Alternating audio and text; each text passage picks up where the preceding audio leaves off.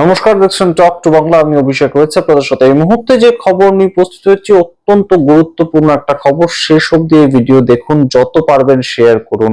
এই ভিডিও অত্যন্ত গুরুত্বপূর্ণ প্রেক্ষাপট, কারণ মোদী সরকারের আমলে এত বড় স্ক্যাম আমাদের সাম্প্রতিক ইতিহাসে মনে পড়ে না। এবং ভারতবর্ষে এই মুহূর্তে 15 লক্ষ কোটি টাকার স্ক্যাম ধরা পড়েছে। 15 লক্ষ কোটি টাকার স্ক্যাম, একদম সঠিক শুনছেন, 15 লক্ষ কোটি টাকা। এবং রাজেশ মেহতা, তার সম্বন্ধে এই স্ক্যাম ধরা পড়েছে। এবং যা ইকোনমিস্টরা বলছেন, যা রাজনৈতিক পর্যবেক্ষকরা বলছেন, হর্ষদ মেহতার যে স্ক্যাম 1992 এর, তার থেকেও বড় এই স্ক্যাম। অর্থাৎ এই মুহূর্তে সরাসরি কোথাও গিয়ে নরেন্দ্র মোদী যে কথাটা বলেছিলেন দেশের প্রধানমন্ত্রী, যে গোল্ড কিনবেন না, সোনা কিনবেন না, এখন এই মুহূর্তে অর্থনৈতিক ক্রাইসিস চলছে, সেই সময়তে এই যে স্ক্যামটা, সেটা গোল্ড ওরিয়েন্টেড, অর্থাৎ সোনা ওরিয়েন্টেড একটা স্ক্যাম এবং মারাত্মক স্ক্যাম। আপনারা সংখ্যাটা শুনে নিশ্চয়ই বুঝতে পারছেন যে 15 লক্ষ কোটি টাকার স্ক্যাম, সেটা যদি এক্সপোজ হয়ে যায় সম্পূর্ণভাবে, তাহলে অবশ্যই আর যেই চাপে পড়ুক না পড়ুক, মোদী সরকার কিন্তু এই মুহূর্তে চাপে পড়বে উত্তরপ্রদেশের ভোটের আগে। আপনাদেরকে জানাই এই মুহূর্তে যে রাজেশ মেহতা তিনি তার যে রাজেশ এক্সপোর্ট সেই নামে কোম্পানি চলে এবং অন্যতম একজন গুরুত্বপূর্ণ ইম্পর্টেন্ট আমাদের দেশের যারা শিল্পপতি তাদের মধ্যে একজন। এবং তিনি যে ব্যবসাটা করেন সেটা হচ্ছে গোল্ড রিফাইনারিজ, মানে গোল্ড সেখানে প্রসেস করা হয়, সোনা প্রসেস করা হয়, তেমন একটি কোম্পানি চালান। এবং সেই কোম্পানি এতই বৃহৎ হয়েছে যে সুইজারল্যান্ডের যে সর্ববৃহৎ, সারা পৃথিবীর মধ্যে সুইজারল্যান্ডে এমন একটা কোম্পানি ছিল যারা গোল্ড রিফাইনারি হিসেবে সর্ববৃহৎ ছিল, সেই কোম্পানিটাকে টেক ওভার করে নেন এই ভারতবর্ষের ব্যবসায়ী রাজেশ মেহতা। এবং এই মুহূর্তে পৃথিবীর 35%, সারা পৃথিবীতে যত গোল্ড প্রসেস করা হয় তার 35% এই রাজেশ মেহতার যে মেহতা এক্সপোর্ট বা রাজেশ এক্সপোর্ট নামে পরিচিত, সেখান থেকে রিফাইন করা হয়। আপনারা বোঝার চেষ্টা করুন, এই ধরনের একটা কোম্পানি, তাদেরকে সেবি অর্থাৎ ভারতবর্ষের কেন্দ্রীয় সরকারের সংস্থা, তারা সরাসরি বলে দিয়েছে যে আপনারা সম্পূর্ণভাবে এই মুহূর্তে শেয়ার মার্কেটে আর ইনভেস্ট করতে পারবেন না। এবং সম্পূর্ণভাবে বিরোধীরা এটার বিরোধিতা করছে। কংগ্রেসের তরফ থেকে বক্তব্য এসেছে, জয়রাম রমেশ তিনি বক্তব্য তুলেছেন এবং সম্পূর্ণ বিষয়টা যতটা সম্ভব গদি মিডিয়াতে কিন্তু এড়িয়ে যাওয়ারই চেষ্টা চলছে। তাই অত্যন্ত গুরুত্বপূর্ণ এই প্রেক্ষাপট, শেষ অবধি দেখুন এই ভিডিও। তার আগে অবশ্যই টক টু বাংলা ইউটিউব চ্যানেলটিকে সাবস্ক্রাইব করতে ভুলবেন না। আপনাদের জানাই এই মুহূর্তে 12 বিলিয়ন ডলারের গোল্ড, 12 বিলিয়ন ডলার, সেই টাকার গোল্ড অলরেডি আরবিআই বিদেশে বিক্রি করে দিয়েছে, এমন একটা টাইমস অফ ইন্ডিয়াতে কিন্তু খবর কয়েকদিন আগেই বেরিয়েছিল। আমাদের নজরেও পড়েছিল যে 12 বিলিয়ন ডলারের যে সোনা, সেটা রিজার্ভ ব্যাংক অফ ইন্ডিয়ার তরফ থেকে বিদেশে বিক্রি করে দেওয়া হয়েছে।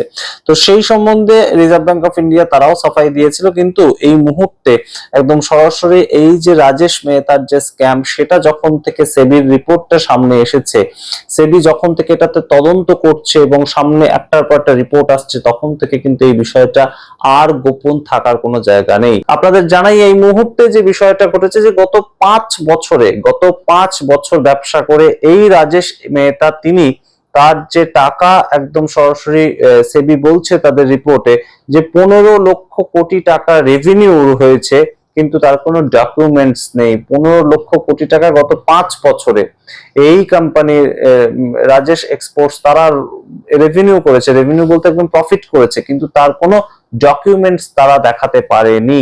এবং তার সঙ্গে গুরুত্বপূর্ণ আরো বক্তব্য, যেটা সেবি হচ্ছে কারা বলুন তো, সেবি হচ্ছে যে শেয়ার মার্কেট, ভারতবর্ষের যে শেয়ার বাজার, সেটার উপর যারা নজর রাখে এবং যারা রেগুলেটরি অথরিটি, এই শেয়ার মার্কেটের যারা রেগুলেটরি অথরিটি, যারা তদন্ত করে এই সম্পূর্ণ শেয়ার মার্কেটে যা যা হচ্ছে সেটার উপর নজর রাখা, অবজারভার হিসেবে কাজ করে। এবং তার পরবর্তীতে কোনো ইরেগুলারিটিস দেখা দিলে তারা গিয়ে তদন্ত করে সেখানে।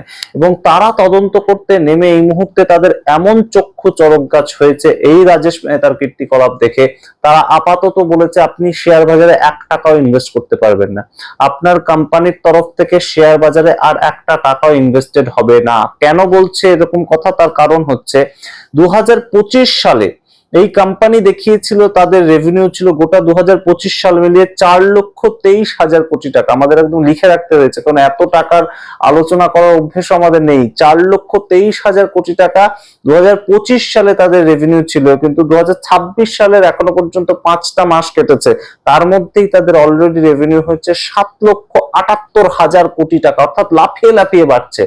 যেটা এই মুহূর্তে সেবির বক্তব্য, এই যখন 2026 সাল শেষ হবে তখন তো তাদের সারা বাৎসরিক ভাবে যে রেভিনিউটা সেটা একদম গিয়ে দাঁড়াবে 20 লক্ষ কোটি টাকাতে।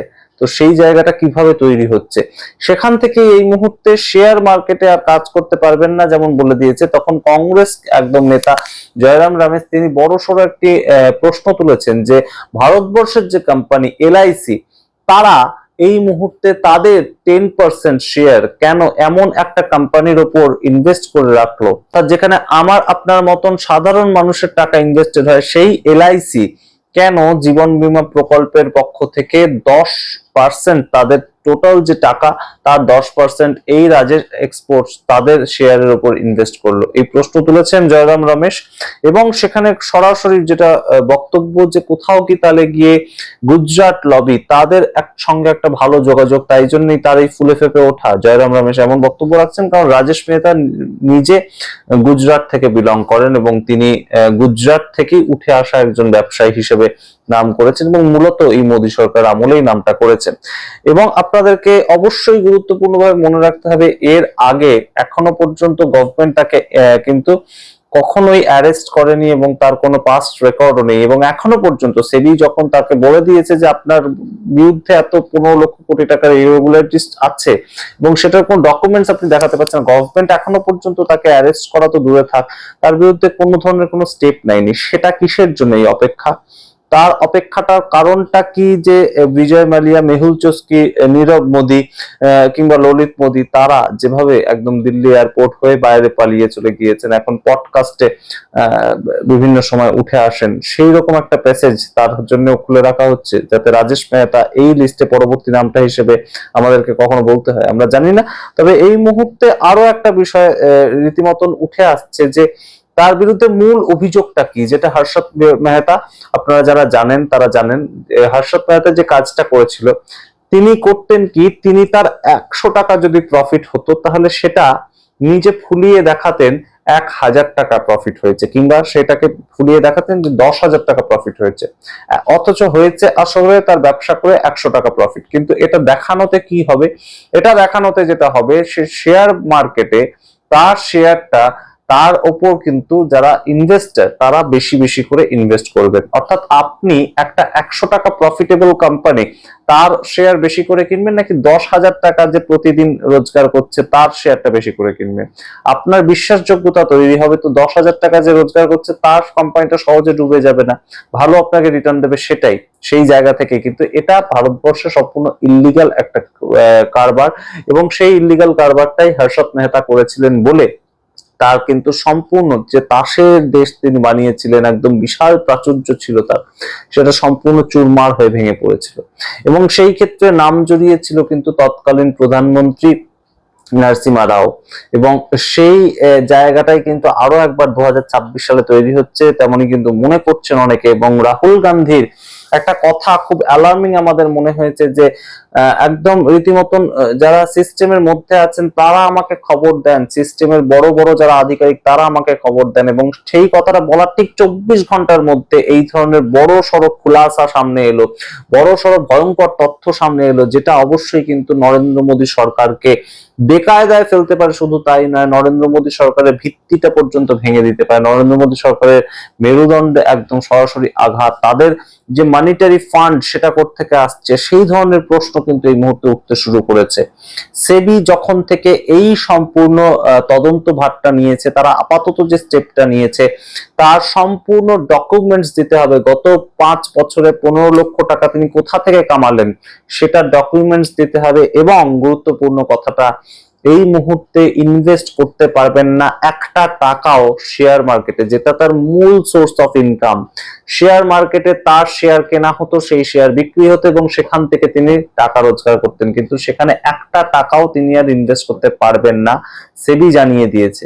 তো এখন এই মুহূর্তে সেই কোম্পানির কি হবে, রাজেশ এক্সপোর্টস তাদের কি হবে আমরা জানি না। তবে এই মুহূর্তে অবশ্যই একটা গুরুত্বপূর্ণ প্রেক্ষাপট সারা ভারতবর্ষ জুড়ে তৈরি হয়েছে।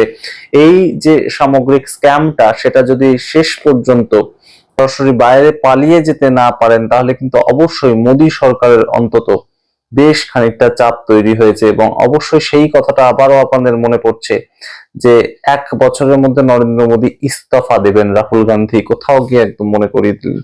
সেটার সঙ্গে কি এই ঘটনাটার কোনো যোগসূত্রতা রয়েছে? আপনারা কি মনে করেন? অবশ্যই কমেন্ট বক্স কমেন্ট করুন। অবশ্যই গুরুত্বপূর্ণ একটা খবর, কোথাও বিশেষ দেখানো হচ্ছে না, স্বভাবত কারণেই, এবং সেই খবরটাই আপনাদের সামনে রাখলাম আমরা। আপনারা আপনাদের মতামত অবশ্যই কমেন্ট বক্সে কমেন্ট করুন। দেখতে থাকুন টক টু বাংলা। অবশ্যই টক টু বাংলা ইউটিউব চ্যানেলকে সাবস্ক্রাইব করুন। এই ভিডিও অবশ্যই বেশি বেশি করে শেয়ার করুন, কারণ খুব বেশি জায়গায় কিন্তু এই ধরনের খবর দেখা যাচ্ছে না, কারণ চেপে রাখা হচ্ছে। আপনারা অবশ্যই দেখতে থাকুন talk to Bangla. Talk to Bangla YouTube চ্যানেলকে সাবস্ক্রাইব করুন এবং থ্যাঙ্কস এবং জয়েন বাটন ক্লিক করে আমাদেরকে সাহায্য করতে ভুলবেন না। ধন্যবাদ।